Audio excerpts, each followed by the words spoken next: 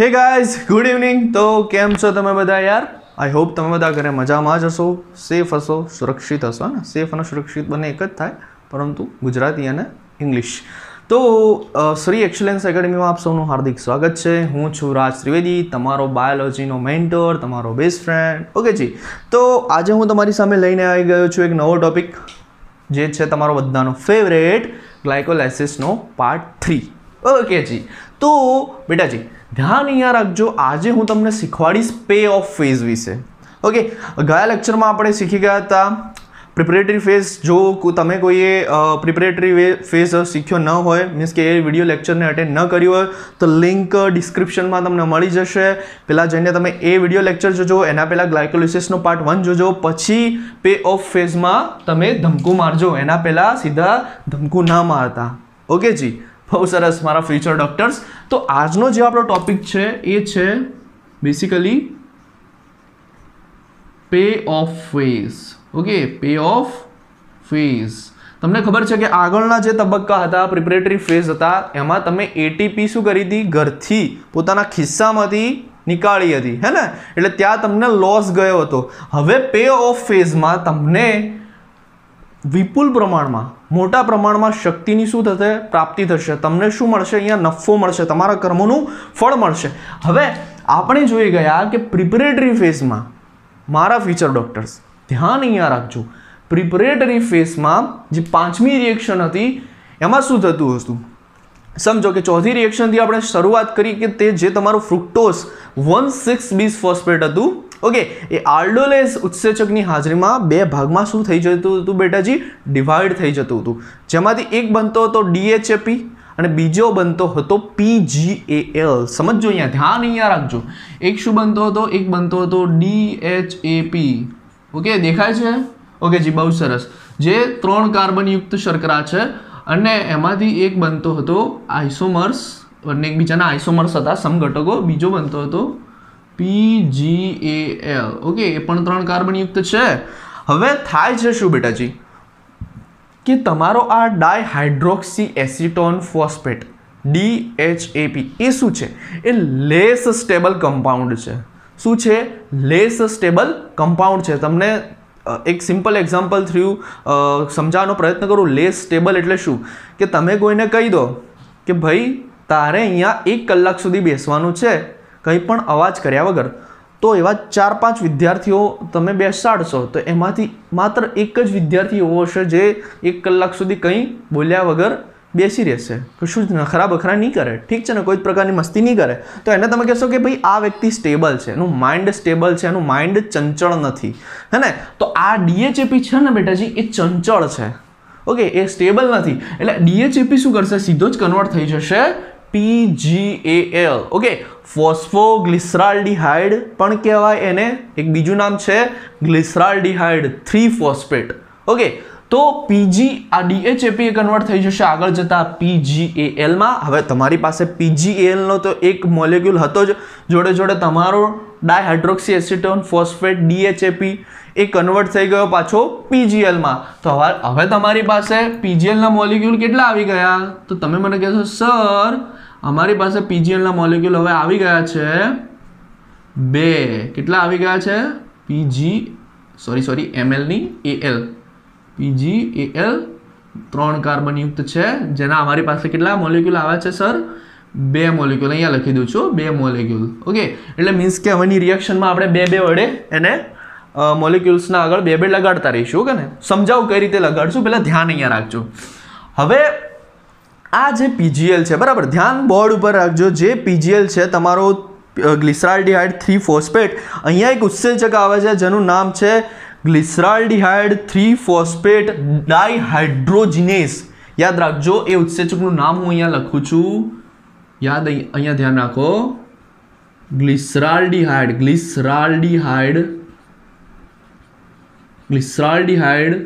3-ફોસ્ફેટ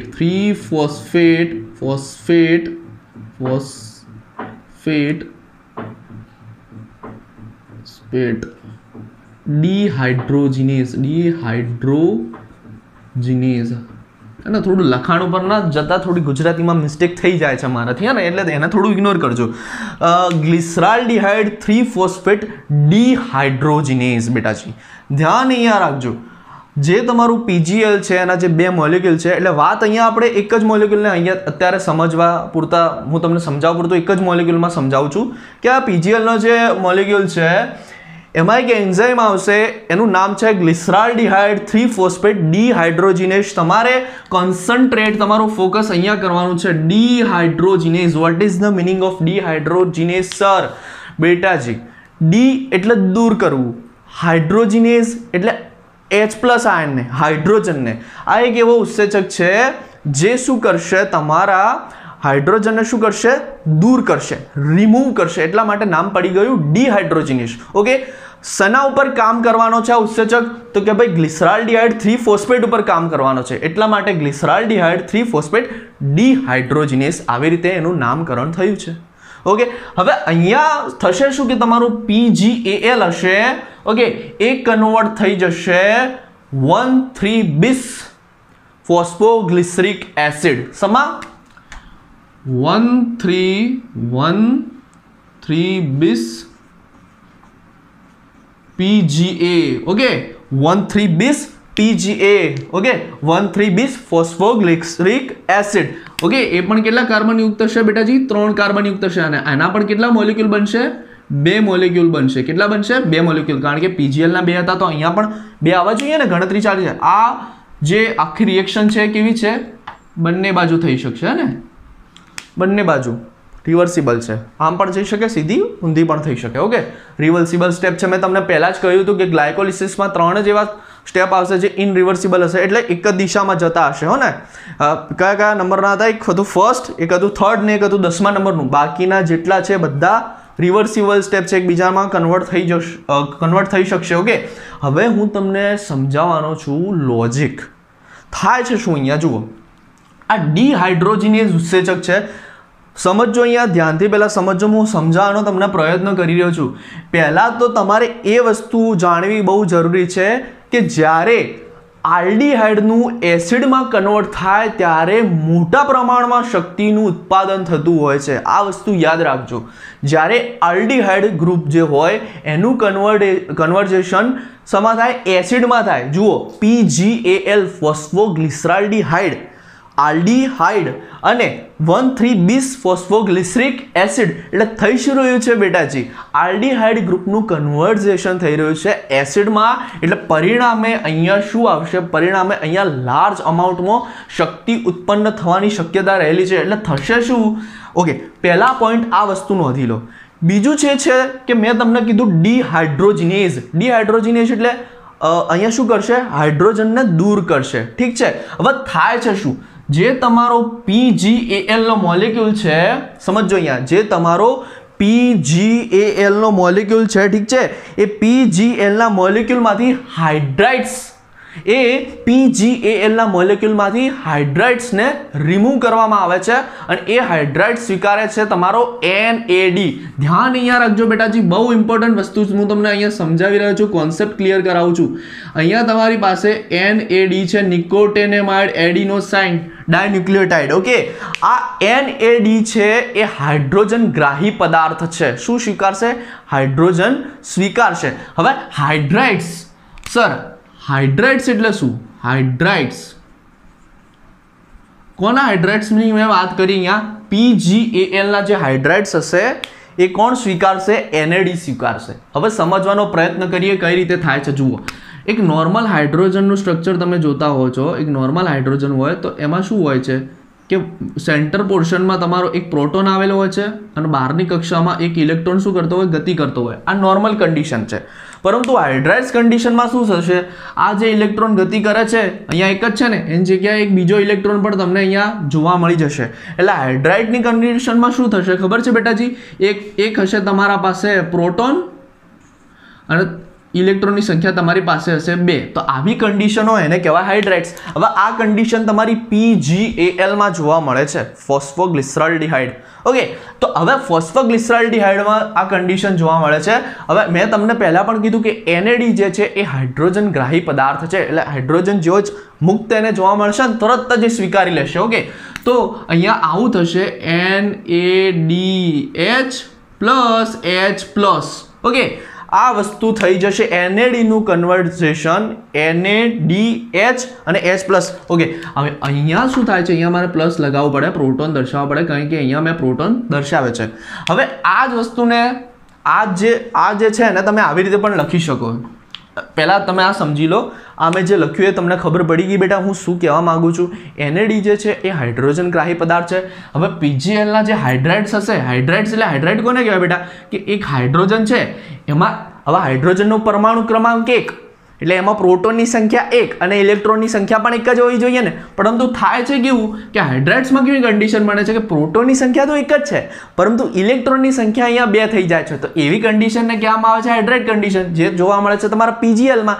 હવે અહીંયા મેં પહેલાં પણ કીધું કે જ્યારે આલ્ડીહાઇડ ગ્રુપમાંથી એસિડમાં કન્વર્ઝેશન થવાનું હોય ત્યારે મોટા પ્રમાણમાં તમને એનર્જી મળવાની શક્યતાઓ રહે છે, ઉર્જા પ્રાપ્તિની શક્યતા વધી જાય છે મોટા પ્રમાણમાં. હવે થાય છે શું કે આ NAD છે એ હાઇડ્રોજન ગ્રાહી પદાર્થ છે.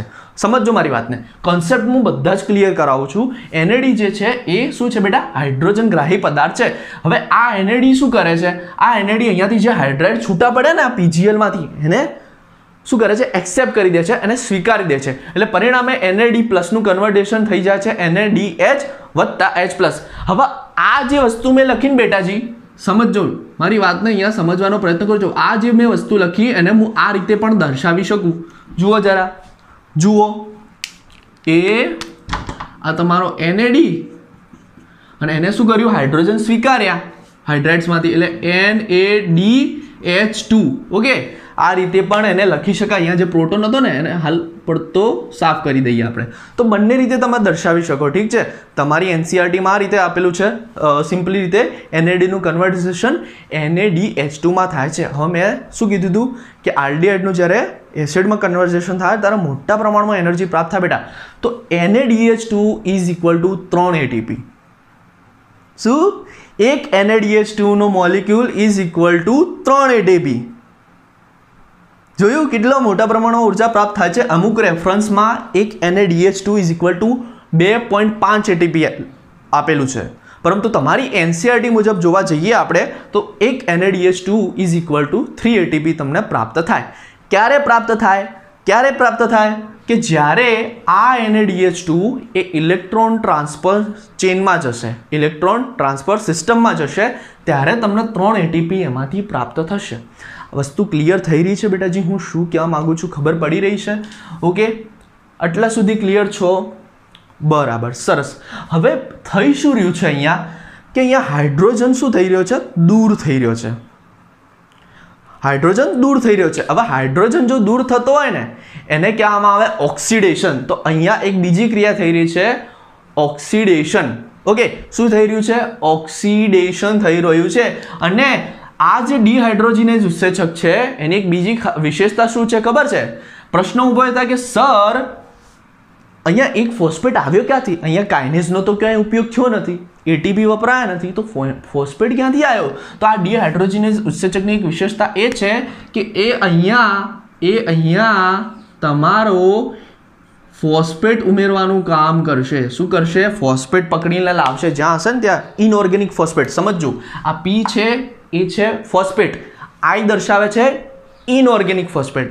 તો આ ડિહાઇડ્રોજન ઉત્સેચક પણ એનું એક બીજું કાર્ય એ છે કે આ ફોસ્ફેટને પકડીને લાવી દેશે. પહેલું કાર્ય મેં શું કીધું, હાઇડ્રાઇડ્સ હે ને, આ PgAlના હાઇડ્રાઇડ્સને શું કરશે, રિમૂવ કરવાનું કામ કરશે, એને NAD સાથે જોડી દેશે. અને બીજું કાર્ય શું થયું, આ ફોસ્ફેટને પકડીને લાવશે. એટલે શું થશે કે તમારો જે PgAl હતો એ કન્વર્ટ થઈ જશે 1,3-bis PGA, 1,3-bis ફોસ્ફોગ્લિસરિક એસિડના 2 મોલેક્યુલ્સમાં. ઠીક છે, આ આવી તમારી ફર્સ્ટ રિએક્શન. ઓકે જી, આટલા સુધી ખબર પડ્યા છે? ઓકે જી, બહુ સરસ. હવે ધ્યાન અહીંયા રાખજો આગળ શું થાય છે. જુઓ જરા, સ્ટોરી ક્યાં જઈ રહી છે અહીંયા તમારે જોવાનું છે. ધ્યાન તમારું અહીંયા હોવું જોઈએ બેટા જી. ઓકે જી, તો હવે 1,3-bis ફોસ્ફેટ છે એમાં એક એન્ઝાઇમ આવે છે. ઓકે, ધ્યાન અહીંયા રાખજો, જે તમારો 1,3-bis ફોસ્ફોગ્લિસરિક એસિડ છે આમાં શું થાય છે, એક એન્ઝાઇમ આવે છે અને એ એન્ઝાઇમનું નામ છે ફોસ્ફોગ્લિસરોકાઇનેઝ. શું નામ છે? ફોસ્ફોગ્લિસરોકાઇનેઝ. યાદ રાખજો, અહીંયા હું લખું છું ફોસ્ફોગ્લિસરોકાઇનેઝ. શું નામ છે બેટાજી? ફોસ્ફોગ્લિસરોકાઇનેઝ. હવે ફોસ્ફો કેમ કીધું? કારણ કે ફોસ્ફેટ ગ્રુપની વાત છે. ગ્લિસરો કેમ? કારણ કે આ ગ્લિસરિક એસિડ માટે છે. અને કાઇનેઝ શું? ફોસ્ફેટ ગ્રુપને ટ્રાન્સફર કરનારો. એટલે હવે થશે શું બેટાજી? હવે અહીંયા થાય છે શું કે તમારા જે એટીપી હશે, એડીપી હશે, એમાં શું થશે? અહીંયાથી શું થશે? એક ફોસ્ફેટ દૂર થઈ જશે. એટલે આ જે કાઇનેઝ રહ્યો ને, એ કાઇનેઝ એ અહીંયા જે 1,3-bis PGA છે ને, એમાંથી પહેલા નંબરના કાર્બન ઉપર શું રહેલો છે? ફોસ્ફેટ રહેલો છે. તો આ કાઇનેઝ એ પહેલા નંબરના કાર્બન ઉપરથી ફોસ્ફેટને ઉપાડી દેશે અને એને લાવશે એડીપી જોડે, અને એડીપી પ્લસ ફોસ્ફેટ જોડાય એટલે બની જશે તમારું એટીપી. Okay, clear? ખબર પડી? એટલે અહીંયા તમને એક એટીપી મળી, પરંતુ અહીંયા 1,3-bis PGA ના મોલેક્યુલ કેટલા હતા? 2. એટલે અહીંયા થાય છે શું કે અહીંયા પાછા ઉપયોગમાં લેવા છે તમારા 2 એટીપી વત્તા 2 ફોસ્ફેટ વત્તા 2 એટીપી. હવે પ્રશ્ન ઊભો થાય કે આમાંથી બને છે શું? તો આમાંથી બને છે 3PGA, 3-ફોસ્ફોગ્લિસરિક એસિડ અથવા 3-ફોસ્ફોગ્લિસરેટ પણ એને કહેવામાં આવે છે. ઓકે, આ પ્રક્રિયા છે એ બી પાછી તમારી રિવર્સિબલ હશે, હે ને? પૂર્વગામી પ્રતિગામી બંને દિશામાં થઈ શકશે. ઓકે, અને એના પણ તમને આ પણ કેટલા કાર્બનયુક્ત હશે? 3 કાર્બનયુક્ત. અને કેટલા મોલેક્યુલ પ્રાપ્ત થશે? તો 2 મોલેક્યુલ આના પણ પ્રાપ્ત થઈ જશે તમને. ઠીક છે, બંને રિએક્શનમાં ખબર પડી છે બેટાજી? શું થાય છે? 1,3-bis PGA ના 2 મોલેક્યુલ હોય છે, એટલે એનું શું થાય છે? અહીંયા કાઇનેઝ ઉત્સેચક વડે જે પહેલા કાર્બન ઉપર જે ફોસ્ફેટ રહેલો હોય છે એને દૂર કરવામાં આવે છે. હવે એ ફોસ્ફેટ દૂર થઈને ક્યાં જોડાય છે? એડીપી સાથે જોડાઈ જાય છે. એડીપી વત્તા ફોસ્ફેટ ઇઝ ઇક્વલ ટુ બની જાય છે તમારા એટીપી. 2 કેમ લખ્યા સર? 2 એટલા માટે લખ્યા બેટાજી કારણ કે અહીંયા 2 મોલેક્યુલ છે. એક મોલેક્યુલ હોત તો એક એટીપી બનોત, 2 છે એટલા માટે 2 એટીપી બની રહ્યા છે. એન્ઝાઇમ કયો છે? ફોસ્ફોગ્લિસરોકાઇનેઝ. ફોસ્ફોગ્લિસરોકાઇનેઝ. હવે આ જે PGA છે, PGA એ આગળ જતા કન્વર્ટ થાય છે. ચલો, PGA જે છે એ આગળ જતા કન્વર્ટ થાય છે 2PGA, 3 કાર્બનયુક્ત. શું? 2PGA, 3-ફોસ્ફોગ્લિસરિક એસિડ જે હોય છે એ આગળ જતા કન્વર્ટ થાય છે. શેમાં કન્વર્ટ થાય છે?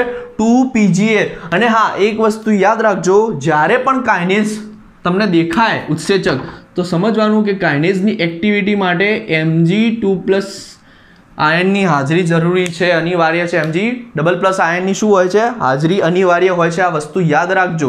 ઓકે, હવે વાત અહીંયા 3-ફોસ્ફોગ્લિસરિક એસિડ જે હોય છે એ આગળ જતા કન્વર્ટ થઈ જાય છે 2-ફોસ્ફોગ્લિસરિક એસિડ. અને એમાં શું થઈ રહ્યું છે? એમાં એક ઉત્સેચક આવે છે જેનું નામ છે ફોસ્ફોગ્લિસરોમ્યુટેઝ. આ યાદ રાખજો, એનું નામ શું છે? નામ છે, હું અહીંયા લખું છું, ફોસ્ફોગ્લિસરોમ્યુટેઝ. ઓકે જી, શું નામ છે? ફોસ્ફોગ્લિસરોમ્યુટેઝ. ફોસ્ફેટ માટેનો, કારણ કે ફોસ્ફેટને ટ્રાન્સફર કરી રહ્યા છે. ગ્લિસરિક એસિડ અને મ્યુટેઝ. હવે થાય છે શું? સમજો, અહીંયા ફોસ્ફેટ દૂર નથી થઈ રહ્યો બેટાજી. સમજો, દૂર થતો હોય તો એટીપી પ્રોડક્શન થઈ જાત. શું થઈ રહ્યું છે? જુઓ, 3PGA છે. હવે સમજી લો, અહીંયા હું તમને સમજાવું, ધ્યાન અહીંયા રાખજો. સમજી લો, આ 3PGA કેટલા કાર્બનયુક્ત છે? 3 કાર્બનયુક્ત. તો ચલો, આ પહેલો કાર્બન, આ બીજો કાર્બન, આ ત્રીજો કાર્બન. ઓકે જી, હવે આ શું છે? સમજી લો, આ છે તમારો 3PGA. હવે એનું કન્વર્ઝેશન શેમાં થવાનું છે? એનું કન્વર્ઝેશન થવાનું છે 2PGA માં. શેમાં થવાનું છે? 2PGA માં. તો જુઓ, એ 2PGA પણ કેટલા કાર્બનયુક્ત છે? 3 કાર્બનયુક્ત. ઓકે, હવે ધ્યાન અહીંયા રાખજો, થાય છે શું? 3PGA કેમ કીધું કે અહીંયા શું થાય છે કે ફોસ્ફેટ જે છે એ ત્રીજા, આ સમજી લો પહેલા નંબરનો કાર્બન, આ બીજા નંબરનો અને ત્રીજા નંબરનો કાર્બન, અહીંયા આ પહેલા નંબરનો, આ બીજા નંબરનો, આ ત્રીજા નંબરનો. 3PGA માં કન્ડિશન જુઓ, 3PGA માં જે તમારો ફોસ્ફેટ ગ્રુપ છે એ ત્રીજા કાર્બન ઉપર અટેચ હોય છે. ઓકે, है ना, ફોસ્ફેટ ગ્રુપ ત્રીજા કાર્બન ઉપર અટેચ હોય છે. હવે થાય છે શું કે આ મ્યુટેઝ નામનો જે ઉત્સેચક છે એ આ ફોસ્ફેટ જે ત્રીજા કાર્બન ઉપર અટેચ છે ને આ ગ્રુપ એને લાવી દે છે બીજા નંબરના કાર્બન ઉપર. ઓકે, એટલે સ્થળાંતરણ કરાવે છે, એની જગ્યા બદલી છે હે ને. વર્ગખંડ હોય અને એમાં આપણે બે ભાઈબંધો હે ને, તમારા ભાઈબંધો જોડે તમે બેસતા જશો ને વાતો મસ્તી મજાક કરતા જશો બેટાજી, તો શિક્ષક જોઈ જાય વાતો કરતા. ઠીક છે, જેમ કે હું ફેઝલ સર જોડે બેસતા સ્કૂલમાં, તો જ્યારે પણ અમારા સર હતા ફિઝિક્સના એ અમને વાતો કરતા જોઈ જાય એટલે શું કરે ખબર કે રાજ તું ત્યાં બેસી જા, ફેઝલ તું પેલી સાઈડ જતો રહે, એમ બંનેને શું કરી દે અલગ. એટલે જગ્યા અમારી શું કરે બદલી કાઢે, અમારી જગ્યા બદલી કાઢે. મને કે તો એ જગ્યા ઉપર બેસાડે અને ફેઝલને ટ્રાન્સફર કરાવી દે, કાં તો ફેઝલને ત્યાં બેસાડે મને ટ્રાન્સફર કરાવી દે. એટલે એવું થતું. એટલે અહીંયા શું થઈ રહ્યું છે, જગ્યા બદલાઈ રહી છે. જુઓ, જગ્યા ખાલી બદલાઈ રહી છે, ફોસ્ફેટનું શું થઈ રહ્યું છે, સ્થળાંતરણ થઈ રહ્યું છે. તો આ મ્યુટેઝનું કાર્ય એ છે. ઓકે, જગ્યા બદલવામાં મદદ કરશે. ઓકે, અહીંયા કોઈ જ પ્રકારનું એટીપી પ્રોડક્શન નહીં થાય બેટાજી, આ વસ્તુ યાદ રાખજો. ઓકે, તો 3 સ્ટેપ ફરીથી જોઈ લઈએ. ચલો એકવાર મારા જોડે રિપીટ કરો.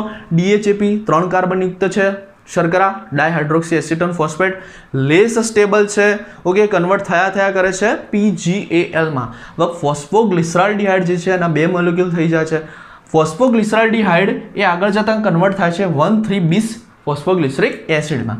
થાય છે શું કે જ્યારે પણ આલ્ડિહાઇડમાંથી એસિડમાં બેટા કન્વર્ઝેશન થાય ત્યારે ભરપૂર પ્રમાણમાં ઉર્જા પ્રાપ્તિની સંભાવનાઓ એકદમ વધી જાય છે. હવે અહીંયા એક એન્ઝાઇમ ઉપયોગમાં લેવામાં આવે છે જેનું નામ છે ગ્લિસરાલ્ડિહાઇડ 3-ફોસ્ફેટ ડાયહાઇડ્રોજિનેસ. હવે ડાયહાઇડ્રોજિનેસના 2 કામ હોય છે. એ ડાયહાઇડ્રોજિનેસ એકસો કરશે શું, ડિહાઇડ્રોજિનેસ, હાઇડ્રોજનને શું કરશે, દૂર કરશે. પ્રશ્ન ઊભો થાય કે શેમાંથી દૂર કરે છે, પ્રશ્ન ઊભો એ પણ થવો જોઈએ ને કે સર શેમાંથી દૂર કરે છે. તમારો જે PGL નો મોલેક્યુલ છે એમાં હાઇડ્રાઇડ્સ રહેલા હોય છે. હવે હાઇડ્રાઇડ્સ મેં સમજાવી દીધું કે એ હાઇડ્રાઇડ્સને કોના જોડે લઈ જાય છે, NAD જોડે. હવે NAD શું છે, એ તમારો હાઇડ્રોજન ગ્રાહી પદાર્થ છે, એને હાઇડ્રોજન ગમે છે, તરત જ હાઇડ્રોજન સ્વીકાર દેશે અને NAD નું કન્વર્ઝેશન થઈ જશે NADH2. હવે થાય છે શું કે આનું એક બીજું કામ પણ છે કે આરે ફોસ્ફેટને પકડીને લાવશે અને એ ફોસ્ફેટ કેવો હશે, ઇનઓર્ગેનિક ફોસ્ફેટ હશે, અકાર્બનિક ફોસ્ફેટ હશે. તો એ ઇનઓર્ગેનિક ફોસ્ફેટને લાવી અને પહેલા નંબરનો જે કાર્બન હશે ને ત્યાં જોડી દેશે, એટલે આ કન્વર્ટ થઈ જશે તમારું 1,3-bis ફોસ્ફોગ્લિસરિક એસિડમાં. ઓકે, અને જ્યાં એક NADH2 = 3 ATP, આ યાદ રાખજો. હવે જુઓ અહીંયા શું થાય છે, 1,3-bis ફોસ્ફોગ્લિસરિક એસિડ, એના પણ 2 મોલેક્યુલ 3 કાર્બનવાળા. હવે એમાં શું થાય છે, એનું કન્વર્ઝેશન થાય છે 3-ફોસ્ફોગ્લિસરિક એસિડમાં. કઈ રીતે થાય છે કે અહીંયા એક ઉત્સેચક આવે છે ફોસ્ફોગ્લિસરોકાઇનેઝ. હવે કાઇનેઝ જ્યાં પણ આવે ત્યાં એટીપીના એટલે મીન્સ કે ફોસ્ફેટ ગ્રુપને ટ્રાન્સફર કરનારો. ઠીક છે, કાઇનેઝની તમારે એક્ટિવ કરવો હોય કાઇનેઝને તો એમાં Mg2+ એટલે Mg++ ની આયનની હાજરી હોવી અનિવાર્ય છે. ઓકે જી, તો પાછું કન્વર્ઝેશન થઈ જશે. અહીંયાથી શું થાય છે, ફોસ્ફેટ રિમૂવ થાય છે. કાઇનેઝ અહીંયા પહેલા નંબરના કાર્બનમાંથી ફોસ્ફેટ લઈ લે છે, એડીપીનો જે મોલેક્યુલ હોય છે એને ફોસ્ફેટ આપી દે છે, એટલે એડીપી વત્તા ફોસ્ફેટ કન્વર્ટ થઈ જાય છે તમારું એટીપીમાં. ક્લિયર હોવા જોઈએ આટલા સુધી. ઓકે જી, હવે થાય છે શું કે 3PGA માં એનું કન્વર્ઝેશન થાય છે 2PGA માં. ઓકે, અહીંયા શું થઈ રહ્યું છે કે અહીંયા એક એન્ઝાઇમ હોય છે ફોસ્ફોગ્લિસરોમ્યુટેઝ. હવે આ મ્યુટેઝનું કામ શું છે, સ્થાન બદલી કરાવશે, જગ્યા બદલાવશે. તો જે અહીંયા ફોસ્ફેટ 3જા નંબરના કાર્બન ઉપર હતો એ અહીંયા આવી જશે 2જા નંબરના કાર્બન ઉપર. ઓકે, હવે જે 2PGA હોય છે, સમજો અહીંયા જે 2PGA હોય છે ધ્યાન અહીંયા રાખજો, એ કન્વર્ટ થાય છે તમારા ફોસ્ફોઇનોલ પાયરુવિક એસિડ. સમા ફોસ્ફોઇનોલ પાયરુવિક. ઓકે, જે પણ કેટલા કાર્બનયુક્ત છે 3 કાર્બન. આના પણ કેટલા મોલેક્યુલ છે, 2 મોલેક્યુલ છે. આના પણ કેટલા હશે, 2 મોલેક્યુલ હશે. હવે અહીંયા હું લખતો રહું છું નીચે જઈને, એટલે યાદ રાખતા રહેજો. સમા કન્વર્ટ થશે તમારું, સમા કન્વર્ટ થશે. અચ્છા, આ જે પણ રિએક્શન બની એ પાછી કેવી છે યાદ કરાવતા રહો મને, હું ભૂલી જાઉં છું. હા, યાદ કરાવતા રહેજો પાછા. ઓકે, જો તમારું 1 2 3 4 ઓકે 5 જે સ્ટેપ હતા પેઓફના એમાંથી ચોથા નંબરના સ્ટેપ સુધી આપણે આવી ગયા છીએ. 2PGA નું કન્વર્ટ થશે ફોસ્ફોઇનોલ પાયરુવેટ અથવા એને કહેવાય ફોસ્ફોઇનોલ પાયરુવિક એસિડ. ઓકે, કન્વર્ટ થઈ જશે તમારું ફોસ્ફોઇનોલ પાયરુવેટ. હવે એમાં થાય છે શું કે અહીંયા એક એન્ઝાઇમ, અહીંયા એક ઉત્સેચક આવે છે જેનું નામ છે ઇનોલેઝ ઉત્સેચક. ઇનોલેઝ ઉત્સેચકનું નામ શું છે બેટાજી, ઇનોલેઝ. હવે આ ઉત્સેચક શું કરે છે, આ ઉત્સેચક છે ને એ અહીંયાથી પાણીનો અણુ દૂર કરાવે છે. H2O શું કરાવે છે? દૂર કરાવે છે. હવે એક PGA હોત તો એક H2O દૂર થોત. બે PGA છે, બે મોલેક્યુલ છે, એટલે અહીંયા બે પાણીના અણુ દૂર થઈ જશે. એટલે 2 PGA એ તમારું કન્વર્ટ થઈ જશે PEP, ફોસ્ફોઇનોલ પાયરુવેટ અથવા ફોસ્ફોઇનોલ પાયરુવિક એસિડના બે મોલેક્યુલ્સમાં કન્વર્ટ થઈ જાય છે. ઓકે, આ તમારું ચોથા નંબરની, એટલે કઈ આવી? 9મા નંબરની. હવે લાસ્ટ વાળી જે આવે છે બહુ ઇમ્પોર્ટન્ટ. ઓકે, ફરીથી એકવાર એક જ તીર દર્શાવ્યું છે. અમે ધ્યાન અહીંયા રાખજો. કેટલા તીર છે? તમારી સામે એક જ તીર છે. ઓકે, ધ્યાન અહીંયા રાખજો. થઈશું મેઇન મોસ્ટ IMP. આ PEP એ આગળ જતા કન્વર્ટ થાય છે પાયરુવિક એસિડમાં. શેમાં કન્વર્ટ થાય છે? અહીંયા લખી દઉં, પાયરુવિક એસિડમાં કન્વર્ટ થાય છે. જે કેટલા કાર્બનયુક્ત હોય છે? જે પણ 3 કાર્બનયુક્ત જ હોય છે. કેટલા મોલેક્યુલ્સ હોય છે? એના 2 મોલેક્યુલ હોય છે. તો આ તમારો PEP જે 3 કાર્બનયુક્ત હતો, જે 2 મોલેક્યુલ હતા, એ આગળ જતા કન્વર્ટ થાય છે પાયરુવિક એસિડમાં. અને અહીંયા જે એન્ઝાઇમ આવે છે એ આવે છે પાયરુવેટ કાઇનેઝ. યાદ રાખજો, પાયરુવેટ કાઇનેઝ. ફરીથી કાઇનેઝ આવ્યો બેટાજી, એટલે ફોસ્ફેટના ગ્રુપને ટ્રાન્સફર કરનારો. તો જેની એક્ટિવ કરવા માટે પાછું Mg++ ની જરૂર પડે છે આયનની. ઓકે, હવે થાય છે શું? ફરીથી શું થશે કે ફરીથી અહીંયા ATP શું થશે? ટ્રાન્સફર, ફોસ્ફેટ ટ્રાન્સફર થશે. એટલે ADP જે હશે એમાં ફોસ્ફેટ ઉમેરાશે અને બનાવી દેશે તમારું ATP. ADP પાછા 2 મોલેક્યુલ થશે, અહીંયા 2 ATP બની જશે. ઓકે, તો આ થઈ ગયો તમારો પે ઓફ ફેઝ. ઓકે જી, પે ઓફ ફેઝ. DHAP અને પાગલ એટલે PGL એ આગળ જતા કન્વર્ટ થયું 1,3,20 PGA ના 2 મોલેક્યુલમાં. એન્ઝાઇમ હતો ગ્લિસરાલ્ડિહાઇડ 3 ફોસ્ફેટ ડિહાઇડ્રોજિનેઝ. 1,3,20 ફોસ્ફેટ 1,3,20 PGA આગળ જતા કન્વર્ટ થયું 3 PGA માં. એમાં ઉત્સેચક હતો તમારો ફોસ્ફોગ્લિસરોકાઇનેઝ. કાઇનેઝ આવે એટલે Mg++ ની હાજરી હોય જ. ત્યાં તમારું અહીંયા શું થયું? ATP પ્રોડક્શન થઈ ગયું. ઓકે, આગળ તમારું NADH2 નું પ્રોડક્શન થઈ ગયું. 3 PGA એ કન્વર્ટ થયું તમારા 2 PGA માં. એન્ઝાઇમ આવે તો આ ફોસ્ફોગ્લિસરોમ્યુટેઝ. આવા મ્યુટેઝ શું કરશે? જગ્યાની ફેરબદલી કરાવશે. ત્રીજા નંબરના કાર્બન ઉપરથી બીજા નંબરના કાર્બન ઉપર લાવી દીધો ફોસ્ફેટ, એટલે બની ગયું 2 PGA. 2 PGA આગળ જતા કન્વર્ટ થઈ ગયું ફોસ્ફોઇનોલ પાયરુવેટ અથવા ફોસ્ફોઇનોલ પાયરુવિક એસિડના 2 મોલેક્યુલ્સમાં. ઇનોલેઝ નામનો એન્ઝાઇમ હોય છે, શું કરે છે? ત્યાં પાણીનો અણુ દૂર કરી નાખે છે. 2 પાણીના અણુ તમારા દૂર થઈ ગયા. આ PEP હોય છે એ આગળ જતાં કન્વર્ટ થઈ જાય છે તમારા 2 મોલેક્યુલ પાયરુવિક એસિડના, જે 3 કાર્બનવાળા હોય છે. હવે એમાં ઉત્સેચક આવે છે પાયરુવેટ કાઇનેઝ. પાછો ADP જોડે ફોસ્ફેટ જોડાય છે, પરિણામે ATP બની જાય છે. અહીંયા તમને પ્રાપ્ત થઈ જાય છે. તો બેટાજી આ થઈ ગયો તમારો pay off phase. Okay, pay off phase. હવે ગણતરીની વાત આવી કે શું છે ઓરિજિનલમાં થાય છે શું? હવે અહીંયા ધ્યાન રાખજો. જુઓ, થાય છે શું કે તમે સ્ટાર્ટિંગમાં શું કર્યું હતું કે તમારો જે પ્રિપરેટરી ફેઝ હતો એમાં તમે શું કર્યું? પ્રિપરેટરી ફેઝમાં તમે 2 ATP ઘરના ખર્ચ્યા હતા. બરાબર? 2 ATP શું કર્યા હતા બેટાજી? ઘરના શું કર્યા હતા? ખર્ચ્યા હતા. હવે થાય છે શું કે અહીંયા જુઓ, અહીંયા લખી દેજો ભાઈ 2 મોલેક્યુલ્સ.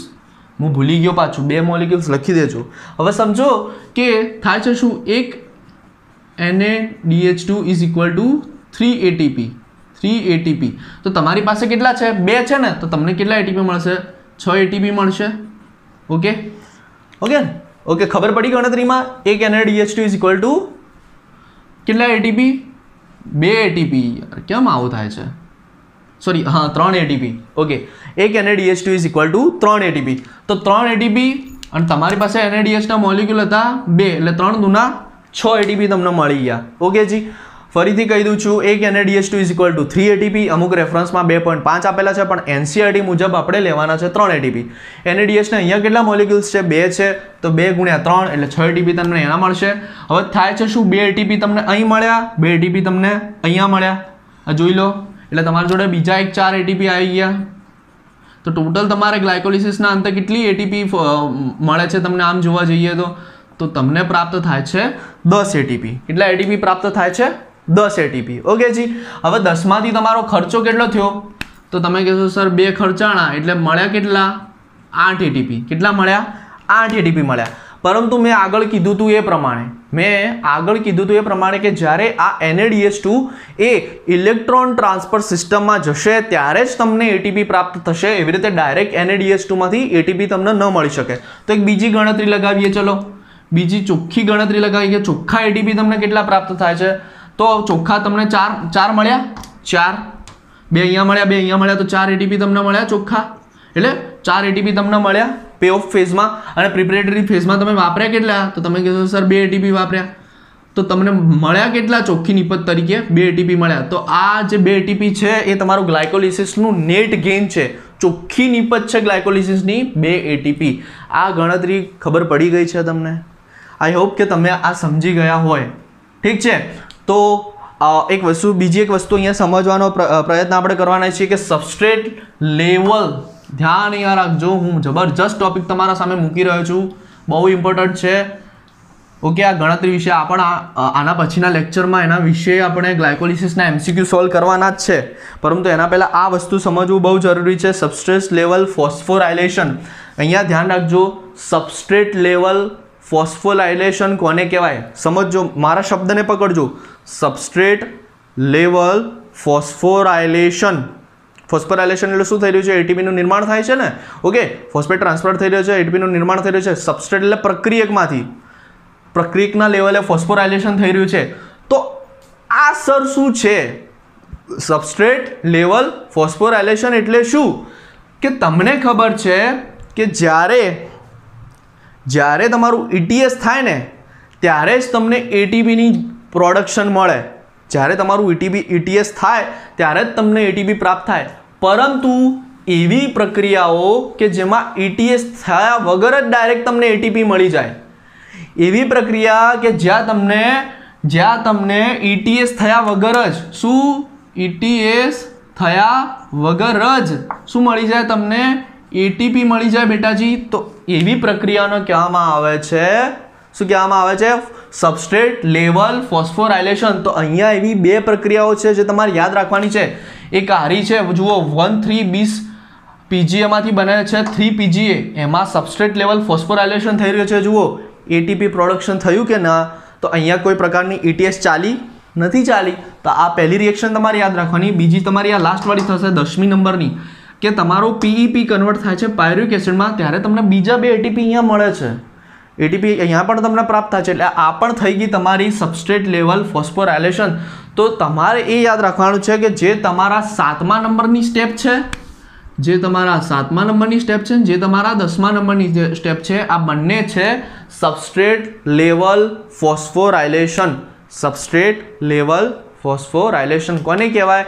કે ETS વગર જ તમને એટીપીની સીધી પ્રાપ્તિ થઈ જાય પ્રક્રિયામાંથી. તો એવી પ્રક્રિયાને કહેવામાં આવે છે સબસ્ટ્રેટ લેવલ ફોસ્ફોરાયલેશન. કઈ પ્રક્રિયાઓ છે? 7મા નંબરની અને 10મા નંબરની. તો બીજી એક મહત્વની સૂચના અહીંયા સાંભળી લો, જબરજસ્ત, કે હવે આ જે મેં ભણાયું એ યાદ રાખવાની. નેક્સ્ટ વિડીયોમાં હું તમને જબરજસ્ત ટેકનિક આપવાનો છું, જબરજસ્ત ટ્રીક આપવાનો છું, મેનોમિક્સ આપવાનો છું. તો તમે યાર જોડાયેલા રહેજો. અહીંયા આપણે આપણું લેક્ચર સમાપ્ત કરીએ છીએ. અહીંયા આપણો પે ઓફ ફેઝ પણ પૂરો થાય છે. નેક્સ્ટ લેક્ચરમાં આપણે પાર્ટ 4માં હું તમને ટ્રીક શીખવાડીશ, જોડે હું થોડા MCQ સોલ્વ કરાવીશ, જેથી તમને આઈડિયા આવી જાય કે કઈ રીતે ક્વેશ્ચન પૂછાય છે. તો યાર વિડીયો ગમ્યો હોય તો એને લાઇક કરો, વિડીયોને વધુમાં વધુ શેર કરો, આપણી ચેનલને સબસ્ક્રાઈબ કરો. ઠીક છે, ઘરે રહો અને સેફ રહો. ચલો મળીએ બીજા વિડીયો લેક્ચરમાં.